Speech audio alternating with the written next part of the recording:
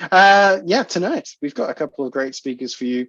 Carryover champion Ashley Davis, who's been with us several times now. We just can't get rid of him. He's here to follow up the talk by Andrei. He's inspired by him in the last Node.js about observability. So he's here to tell us how he's looking to implement observability in Node.js, which we're all about in our JS-centric world. So I'd like to take this second just to be able to introduce Ashley Davis to you, as if he needs an introduction. Ashley, you there? Here I am. There he is. Hey, Kevin, Thanks very much for joining us, mate. Not a problem. I'm sorry, but I don't think you're ever going to get rid of me. Look, this is fine. This is okay. We're okay with this. I haven't heard any complaints yet, so I think you're okay to stay. Good. And yeah, the floor is yours. Thank you very much, and take it away. Cool. Hi, everyone. I'm just going to start my timer. I don't actually know how long this talk is going to go because I haven't actually measured it. I budgeted for about 20 to 30 minutes, but I got the timer there. So if I start to look like I'm going to go over, I might kind of rein it in a bit. So this talk tonight is a follow-up from Andrei's excellent talk a month ago on observability. You can find that talk on BrizJS's YouTube channel. I'm going to show you that in a moment. It's a great intro to intro and overview of observability. I'm not going to be covering like any of that in the kind of the basics, and I'll give you my quick definition of observability for what it's worth. And I don't have any slides in this talk either. So I'm just going to give you my quick take on it, and then we're going to jump in and look at some actual code and how to implement observability in an example Node.js project that I prepared earlier. So you'll be able to grab that for yourself and try it for yourself as well if you want. But first, I just want to kind of give my definition of what observability is. I think the best place to go is that talk by Andrei, but like observability is the ability to understand what's going on in our application. And that helps a lot when we experience problems or unexpected behavior and we need to debug it. But particularly it's for debugging applications that are running in production. I mean, you wouldn't normally use this for, something you have running on your development computer. There's better ways to debug that, obviously. And it's most useful for distributed applications and microservices applications. So it's a lot easier to understand what's going on in a monolith. So maybe you don't need to apply observability for that. And for that reason, I've made my example project tonight be a small microservices application with 2 microservices, because that's really the minimum number of services that you need in a distributed application, I think, to start to make or take a benefit from integrating observability. I wanted to learn more about observability for a few reasons. And the first one is that it's like a pretty hot topic right now, and it seems pretty interesting as well. And it's probably been about a year that I've been wanting to kind of invest more time to learn about it. And then recently, or a few months back now, I inherited an application, a microservices application at my company, and there are some problems with it. And I integrated open telemetry and Honeycomb into it so I could better understand what it was doing. So at the same time, I've also been working on the second edition of my book, Bootstrapping Microservices. And in the first edition, there was a chapter on monitoring distributed and microservices applications. And I really wanted to kind of get some experience with this so I could update that chapter and talk more about observability and to introduce open telemetry as well. So by the way, open telemetry is the kind of standard protocol that your service needs to talk in order to send telemetry data to like a cloud vendor for observability tools. And I'm using Honeycomb, and that's what I'm going to show tonight. And that's what actually Andrei recommended to me. So that's why I've started using that. And it seems pretty good to me, but like I don't really have experience with other tools. So it's a little bit hard to compare. Cool. So this is the BrizJS YouTube channel. I just wanted to show this first because this is where you can kind of find Andrei's talk. If you look at the February 2023 talk, that's where you'll find Andrei's talk. So I thoroughly recommend going into that if you want to get an understanding of the concepts and how all the pieces fit together. I'm going to be showing you some example code tonight. If you go to my GitHub page, that's github.com, Ashley Davis, go to repositories. And it should be pretty close to the top at the moment, but you might have to search for it later. Open telemetry Node.js microservices example. So this is a small, very trivial microservices application. I've got a diagram here to kind of explain how this works. It's designed to run in a Kubernetes cluster, but tonight we're just going to run it locally, so I can show you, I can start it up and show you the telemetry that it sends to Honeycomb. So we've got an entry point into the cluster through the gateway microservice. So we're going to make a REST API request to the gateway microservice. That REST API request is going to get forwarded to a worker service. The worker service is going to do a database query to pull out some database using MongoDB. And then it's going to return that data to the gateway, and then it's going to return that data to the client. So this could be like a backend for a web page, and you're querying the backend to get some data to display on the web page. I've got no front end for this, so I'm just going to show you what the REST API request looks like in the browser. So I'm just going to clone this. So I'm going to, you could get this for yourself. I'm just going to copy the URL. So I do have a local copy of this, obviously, but I'm cloning a new one here just to show you what it's like to start this from scratch. Now, this relies only on having Docker installed. So you can do a Docker compose up on this, and you'll get the application, you'll get the 2 microservices. You don't even need to have Node.js installed, because it's just kind of built into the Docker files. If I do a Docker compose up, build, that's going to build a version of this microservice. You can see, if you saw at the start there, it's expecting a Honeycomb API key, but because I haven't provided that yet, the Open Telemetry export to Honeycomb is disabled. And just so I can show you what this looks like before we do that. So we get a lot of output here from the database, but hopefully we've got some microservices starting up. So that's the worker service online. The gateway microservice is coming online.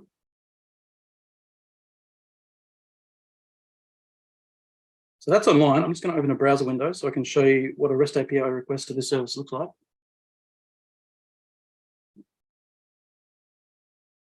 So we're going to localhost 4000, API/data is the endpoint, and that just prints a bunch of data.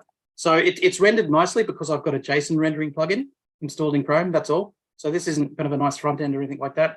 It's just displaying the raw data that's coming back from the REST API. So we'll have a look at the code. I'll just leave that running. And I'll open Visual Studio Code here so we can see what's going on here. And I'm just showing you the general setup here as well, just before we kind of turn on Honeycomb.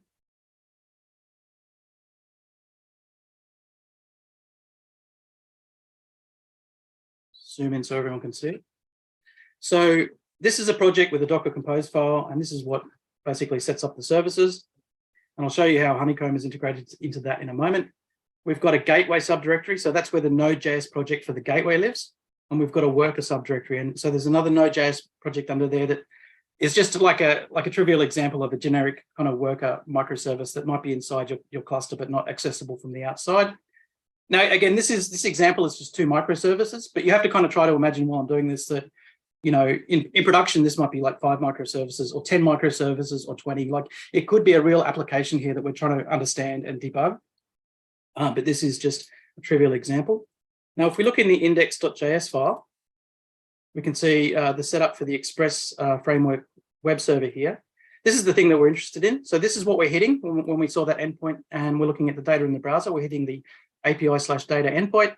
And it's just using Axios here to forward the request to the worker, which is what that the service name is set to. So you can see there, it's the worker. So it's just forwarding that request to basically the same endpoint in the worker. It's getting back a response and it's returning that response to the client. Nothing too exciting there. And we'll have a look at what's happening in the worker. So just opening up the index.js file for the worker here. So it has basically the same endpoint, API/data. But this time around, it's actually doing a query of the MongoDB database. So it's not very feature-proof code here. It's just there's no pagination. It's just doing a find to get all the documents back, and then it's returning all the documents back. So that'd be returned back to the gateway, and then that'd be returned back to the front end. And therefore, we see the data displayed here when I do the query for or when I hit the REST API in the backend. So I'll just show you the diagram just to hopefully make sure all the dots are connected here. So when I hit API/data in the web browser on localhost, what was it, 4000 or something like that. It's basically making the REST API request to the gateway, which in turn is forwarding to the worker, which is querying the database, returning the data to the worker, and then returning the data to the gateway, and then returning the data to the front end. Now, the problem here is like, what happens if something fails in the worker? Like, how do we know what caused that? Well, this is a trivial example. So it's like really easy to know what caused it. In this case, obviously it's going to come from the gateway and whatever user was using the gateway. So not too hard to debug that, but you imagine there's, imagine there's 20 microservices in this cluster, in this example, and we don't know who's calling the worker. Like it could be any other microservice, it could be the gateway, and we don't know who's calling that, and we don't know who's calling that. So there's a chain of events happening inside our application, and we don't understand the connections between them.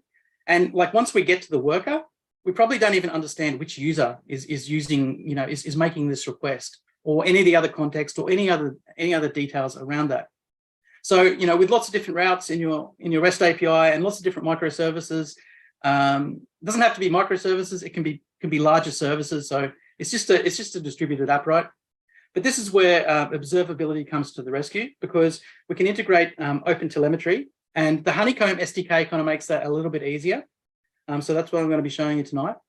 And then basically, even with just the automated instrumentation that you get for Node.js, like you get so much information, and it ties together the requests that are being changed through the system. And you can see on the diagram I indicated here by the telemetry coming out of the gateway and the worker microservices and being piped into Honeycomb. And so then we could go into the Honeycomb webpage, the Honeycomb dashboard, and have a look at what's happening like in our system. And I'm going to give you an example of that in a moment. Okay. So what's the next step? Okay, so I've got to restart this now to enable Honeycomb. So I'm just going to stop my server here. Now I've got to basically set my Honeycomb API key on the command line, and I'll just show you. Actually, I'll just show you in the Docker Compose file how that gets wired through. So if we look at the Docker Compose file here, we've got the setup for the worker service here, and telling it which Docker file to build for that, etc. All the other configuration environment variables. And here is where we're passing in the Honeycomb API key. So we're taking the Honeycomb API key that is set as an environment variable on my local computer, and we're plugging that in as an environment variable to the worker container, the worker service. So here we've got the setup for the gateway microservice, same sort of deal. The Docker file here, which specifies how to build the Docker container. And then we're setting the environment variable, the Honeycomb API key through the environment variable there. So that's what I've got to set. I've got to take this and I've got to set this on my command line here. Now, if you're using Mac OS or Linux, you'll use the export command. I'm on Windows, so I use set. And the API key, you can actually just get it from Honeycomb. And this is just a test project, so I don't care if people see my my API key here.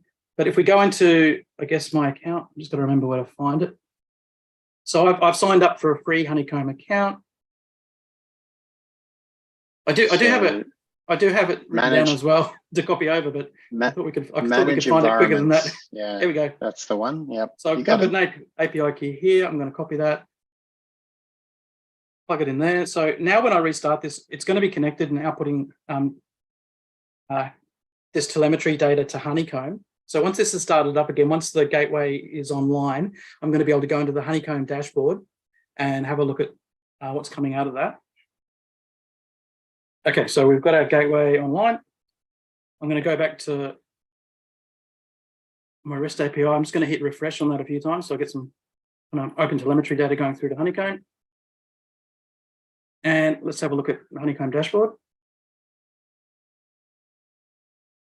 Now, there's a lot of interesting stuff here, and I won't pretend that I know how all this works, but it's pretty cool what you can do with it. It shows you the total number of requests, events that are coming through here.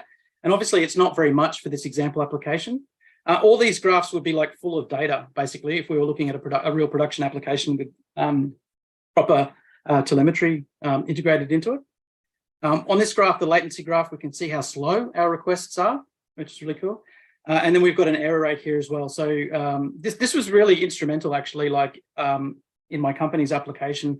Once I integrated it with Honeycomb, I could see persistent errors coming up. And like they weren't all problems. They were just like things actually that were returning HTTP error codes where they shouldn't have been. Like, so they were coming up as kind of like a false positive. But it's just amazing what you can see, you know, on a real application once you instrument it. Now, I want to look at recent traces down here. So this just shows you stuff, the data that's sort of coming in most recently. And this looks about right. Was I just babbling on for about a minute after I did that? So I'll just open the first one. And so what you can see here is called a trace, and it's got like a unique identifier here, and it tells you the time. And this is basically kind of, it just shows you the chain of requests that have gone through the application. You can see here that it starts with a HTTP GET to the gateway. And then it seems weird that there's another HTTP GET nested under that. I don't know why it's kind of come up with that twice. That would be interesting to look into. But this is what we're really interested in, a HTTP GET to the worker. So this is where we're forwarding the HTTP request to the worker. And it's also picked up our MongoDB find query. So it's picked up the database query as well. Now, each of these colored bars here is called a span. So what we're doing here is we're tracking the execution of various interesting kind of, sections of our code, basically, all correlated to the initial event where it kind of comes in. And this just comes from the automatic instrumentation as well. Like, I did barely anything to get this level of kind of instrumentation integrated into my application. And I'm going to show you that. Let me show you what the code looks like for integrating that. And I just followed, to get this far, I pretty much just followed the Honeycomb getting started guide. And then, I've done more complicated stuff as well. And I'll kind of give you a hint of, if we've got time, I'll give you a hint of what that is. And I've got some resources anyway. I've got some resources I'll share at the end if you want to kind of learn a bit more about this for yourself. But coming into the code, we'll look at tracing.js in the worker. So we're in the worker microservice. This is tracing.js. So they basically recommend that you add this. And then you basically have to kind of execute this the first thing in your project. And the simplest way to do that is, I think I added to start. Yeah, so you can see here with my start script in package.json that I'm using R to register this script basically before running the main script. So that's automatically running my kind of my OpenTelemetry Honeycomb setup for running my main file. Or you can just literally just import that into your main file. And I think I'll probably do that. I'll do that. No, but I will be doing it in a minute, probably. So I'll show you that in a sec. So this tracing.js file, I'm just going to delete everything here that you don't really need. There's a lot of, I've added a bunch of helper functions, but that's all kind of icing on the cake, really. Like, I'll just get rid of that. So this is your starting point. And this is what you get to by going through the Honeycomb getting started guide. You've got some imports of libraries that you've installed, and you're telling the Honeycomb SDK to start up, and you're telling it what automatic instrumentations to use. And here we're telling it to use the automatic Node.js instrumentation. So it knows about Express. It knows about the MongoDB library. It knows about GraphQL. Like, there's probably like 50 different things that it knows about that it can automatically instrument for you. And this is why, if we go back to that trace, this is why it kind of knows that we've called MongoDB find. Like, I didn't tell it anywhere in the code that that's what was happening, but the auto instrumentation has like injected itself and into the MongoDB library and can capture that information for us. And you can kind of tell on the side here where it comes from, because there's a bunch of fields like on the side of every span over here. And you can see where it actually comes from. It comes from a library called OpenTelemetry / instrumentation MongoDB. So if you have, I've seen this with GraphQL as well, like it will kind of understand what queries you're making and what's coming back, and it understands how the GraphQL libraries work, which I thought was kind of cool. So this is like, you get a lot for free. Like, it's pretty amazing. Like, and I did do a bit of the OpenTelemetry bootcamp as well, which I'll give you a link to. But it's so, if you do that, it seems so much more complicated. And of course, we're cheating a bit here. We're cheating because we're using the Honeycomb SDK. So in a sense, we're locking this tracing.js file, we're locking it to Honeycomb. But under the hood, it's just using all OpenTelemetry. And the rest of our code doesn't care. Like, if we need to kind of configure anything or do any kind of events or manual instrumentation, we can just use this one here, the OpenTelemetry API. And so it's only kind of like one file per service that is depending on the Honeycomb SDK. And so you can easily change that if you want to kind of change from Honeycomb to a different software vendor later. Okay. Now we've got a few minutes left before my time is up. So I'm going to show you how to do some more advanced stuff. And I've added a bunch of helper functions just that I can rely on. Now, these are all just using open telemetry under the hood. So I've got a helper function here to make a custom span, and it sort of like runs some code. And if an exception occurs, it kind of records the exception. I've got code here to report an error. Oh, sorry, they're pretty similar actually, except this one doesn't make a span. So it's just kind of running some code. And then if there's an error occurs, it's going to report that to open telemetry. We can add attributes, we can record events. I'll show you adding an attribute. So let's do that in the gateway. So one thing you might want to do here is, is VS Code going to pick this up for me? No. I'll set attribute, not add attribute. Looks pretty good. So there's some user. So some user is coming into our backend here from from using a front end somewhere, and we might want to attach the user ID to the span or the current trace. And like normally that might come from the request if you've done some authentication or whatever. Like you might have a user ID or something like attached to the body of the request. Like I don't have anything like that. This example is too simple, but I'll show you what it looks like. You can add like a user ID 1, 2, 3, 4.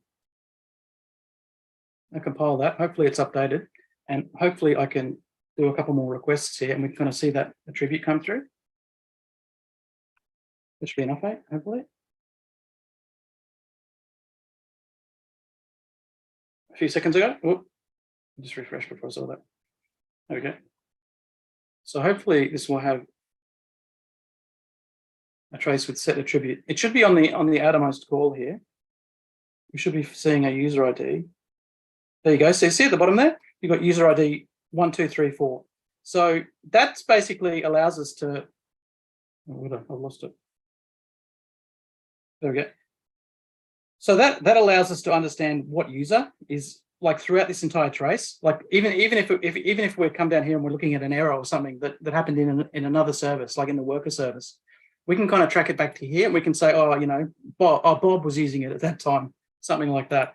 So that's pretty cool. And you can do some interesting correlations. So you can say things like, you've seen that this user has one error. You can do a query to say, get me all all errors that are affecting this particular user. Or you could do it the other way. You could say, get me all users that are being affected by this kind of error that has this error message. So after showing you that, let me show you adding an error message.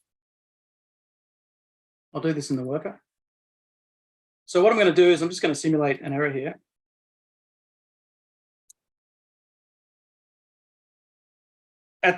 Just throwing an error won't do anything. It won't actually. It'll tell you that there was like an error, like a 500 error or something like that in the request. But just throwing an error like by itself won't hurt. You kind of have to actually just wrap it in something that's going to record the error. And that's why I've got that helper function. Which one do I want to use? Report error. So like what I would do if I didn't have that error, I'd wrap the whole thing.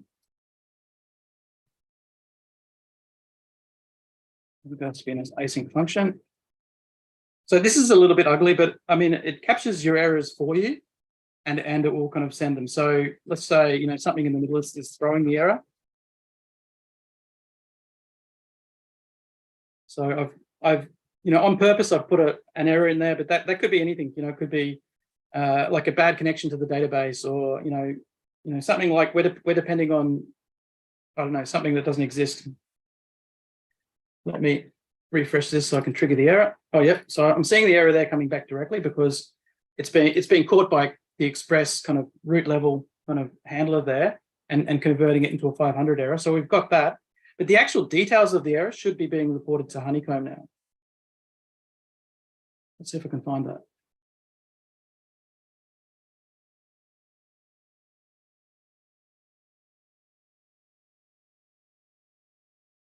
So hopefully one of these ones. Yep, so you can see how these bars are all red now. And at the top level, it says error true. But down here at the bottom level is where we should see the details of our exception. So we're calling out in a function and we're catching an exception. And if there's a span open, it's recording that exception. So this is the Open Telemetry API in action here, and we're recording an actual error. But there's other things you can do. So making it a span using this function start active span. So this is a helper function that calls another function, and ultimately what it's doing is just starting a span, and then at the end, in this finally clause here, it's ending the span. So we could say, let's try that. Let's try putting that in make span. My database query.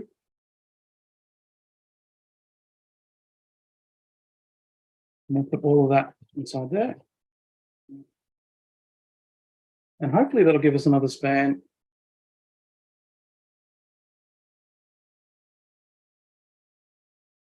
So the error should be gone now. Just refresh that a few times. Make sure I've got some data in here.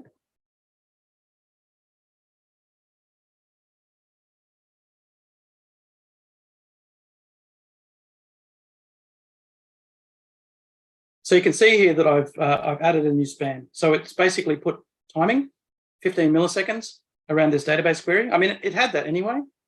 Although the interesting thing here is you can see that the actual MongoDB find was pretty quick, 10 milliseconds. And whatever I put around that was like added an extra 5 milliseconds. So that's, it helps you unearth interesting things like this that you kind of you wouldn't necessarily expect. Okay, was there anything else to show you there? Have a look.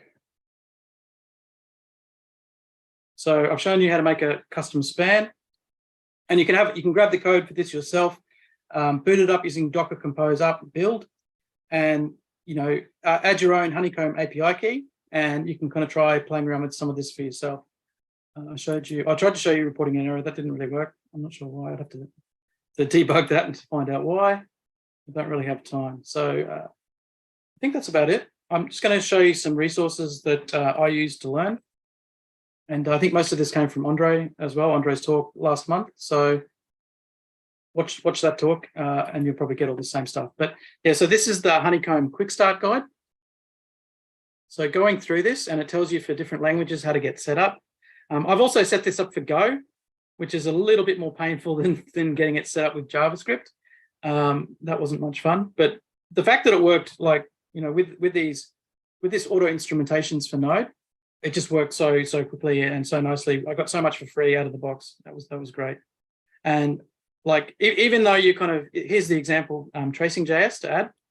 So even though you're kind of locking this file to kind of Honeycomb and using the Honeycomb SDK to get started quickly, the rest of your application will just speak to OpenTelemetry, the OpenTelemetry protocol. So the only thing you have to change if you want to get away from Honeycomb is this file. I watched a few videos here from the Honeycomb resource library. There's a bunch of training videos here. They're all about 5 to 10 minutes long, so pretty small. I think I jumped in I was just looking for something in particular, and yeah, I think I jumped in at about topic 7, and I did about 5 of these videos, and they were really useful just to help understand how to use the Honeycomb software. Of course, Andrei mentioned this, and Andrei put me onto this in the first place. The OpenTelemetry Bootcamp. Really good, but this is I've only got a few videos into this myself. It's pretty good, but OpenTelemetry by itself, it seems way too complicated. But once you've got it set up, it's not too bad. But the Honeycomb SDK gives you a massive head start on that. And of course, the OpenTelemetry webpage and the documentation there. And if you go under instrumentation. This was a real help understanding how to kind of use some of the functions and stuff in JavaScript. There's a lot of examples here. I think this instrumentation section was a good one. So I was showing you how to make spans and how to add attributes and stuff like that. And also I spent a fair bit of time in the Go section here when I was for the Go library that I was, or the Go service that I was adding instrumentation to. So I think that's all. That's me wrapped up. Fantastic. Thanks very much. That was a good intro, just trying to see exactly where we can plug everything together. And because, yes, it kind of a little bit imposing, I think, if you want to start, especially, given the deep dive we've looked at there about what OpenTelemetry can provide us and and the like. So I think, yeah, you've definitely highlighted a couple of tools. I think that if you make it start easier. with that open telemetry bootcamp, I think you're gonna think it's really complicated. But if you start with a Honeycomb quick start, I mean, that put a fair bit of effort into just getting it, getting up and running really quickly. Yeah, for And sure. That's very helpful. I'm not trying to be an advocate for Honeycomb. I haven't tried anything else anyway. So, take my opinion with a grain of salt. Maybe they should give you a kickback. Sounds good. Well, we've got a couple of questions, I think, that just sort of cropped up through the process of explaining and diving in. So some or may have been actually answered already, but we'll find out. We'll go through them anyway. First question's probably easy. This one is, what did you use to create the diagram in the repo? Excalidraw, I think. Excalidraw. That's what I tend to use these days.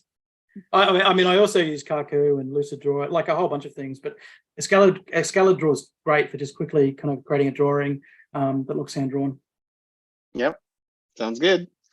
Do you know if you can use the Honeycomb provided library for open telemetry, even if you're not using Honeycomb?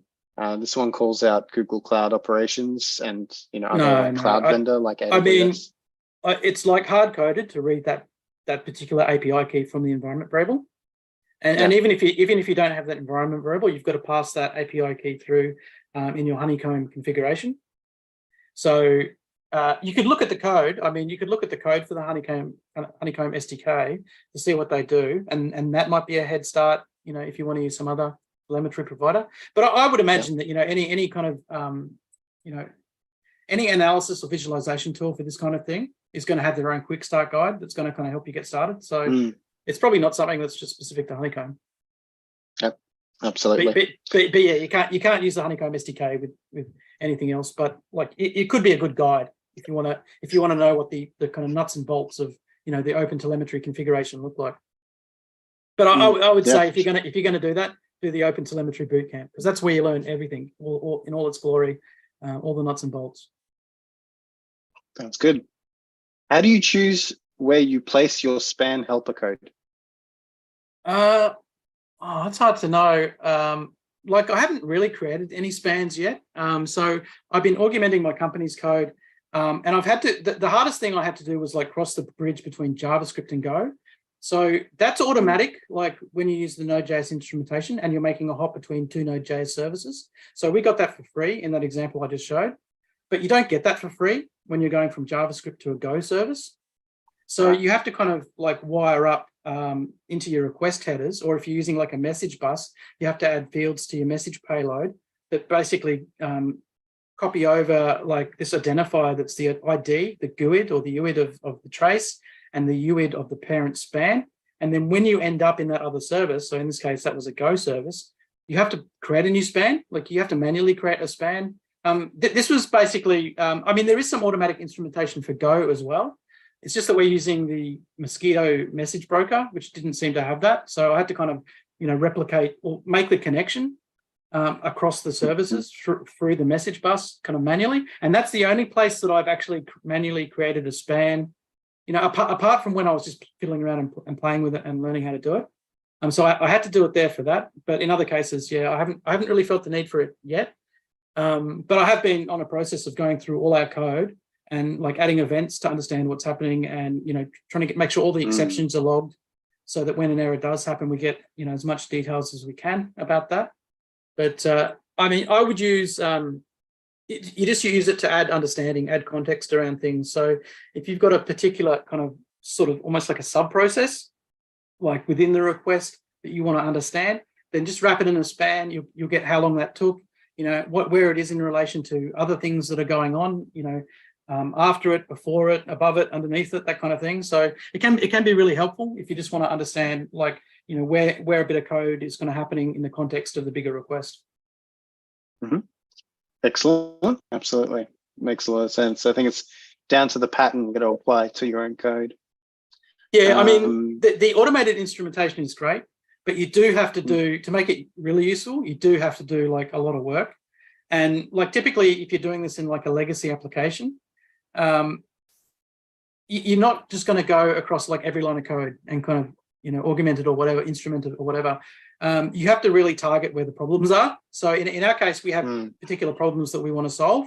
And we're using, this higher level kind of observability to kind of help pinpoint the general area where those problems occur in the code. And then we're just drilling down on those kind of code modules and those lines of code as we kind of hone in on the problem.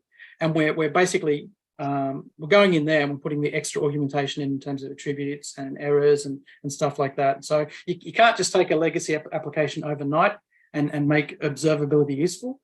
But I mean, like I said, I was really surprised at just how much you get for free, and then that helped us kind of hone in on where the errors were. So we were able to kind of dive deeper on the code and understand what was going on in those particular areas. Awesome.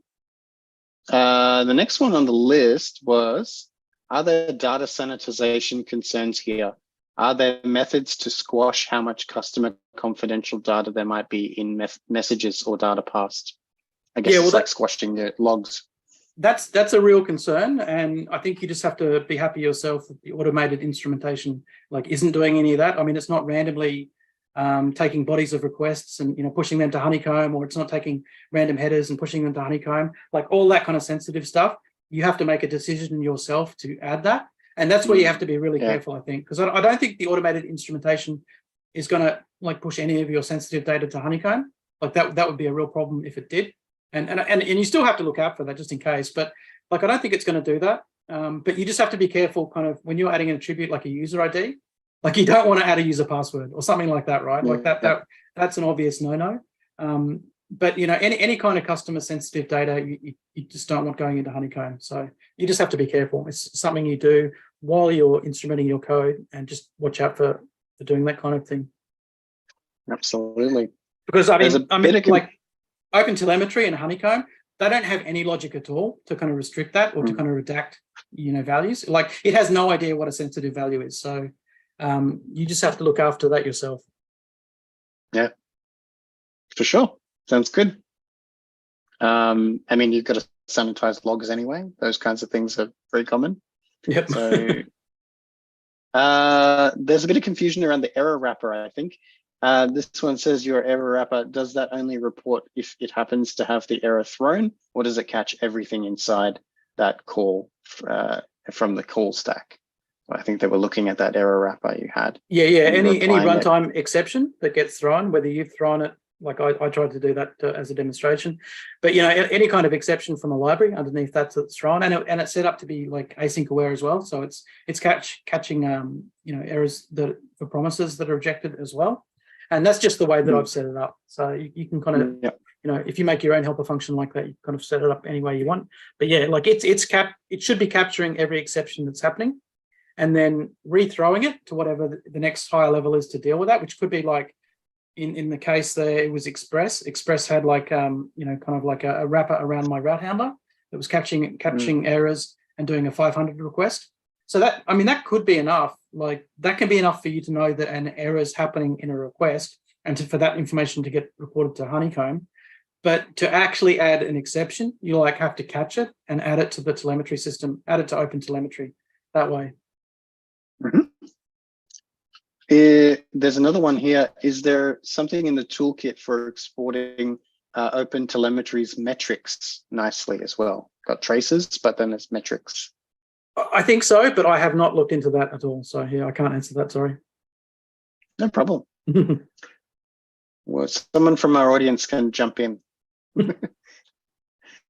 There's another one here from Sean. Hi, Sean.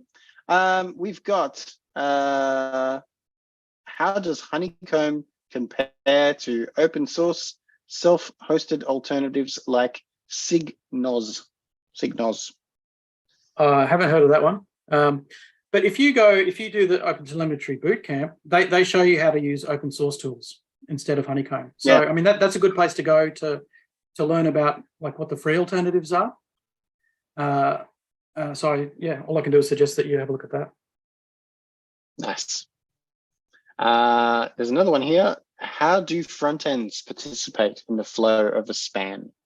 So I guess they're wondering if the front end interactions can be I haven't set it up that way, but I believe it's possible to integrate some of these SDKs into the front end, and so you can actually start your tracing from the front end, and that would be very interesting to see. But I haven't tried that yet. Cool. All right, so it is possible. Go do some research, folks, and do another BrisJS talk. We could start a chain of observability talks. Yeah, that's right. Have one every week. Who wants to do the next one? Yeah, we'll throw at least one in. We'll have a couple of talks, and then we'll have an observability follow-up, like a lightning talk for each thing. Cool. There is one last thing in here, and I think it's funny. Is there a too much in your span capture? Like, I've captured too much. Yeah, you know what it's like with logging. Like, when you're looking at production logging for like some system, there's always too much noise, and there's always too much noise, getting in the way of the thing that you want to look at. And I think with observability, like what we're trying to do is to really minimize that noise and just have more signal than noise, basically. But then again, like it's possible to overdo it. I think it's possible to kind of pump out too many events, too much data, too many attributes. But they encourage that. Like Honeycomb encourage that. You don't. I think you do pay per event. I can't remember. I haven't actually started paying for it yet. We're still on the free tier. So I think you pay per event, but the amount of data that you can add to an event, the amount of attributes, I think is unlimited. And they encourage you to send as much data as you can.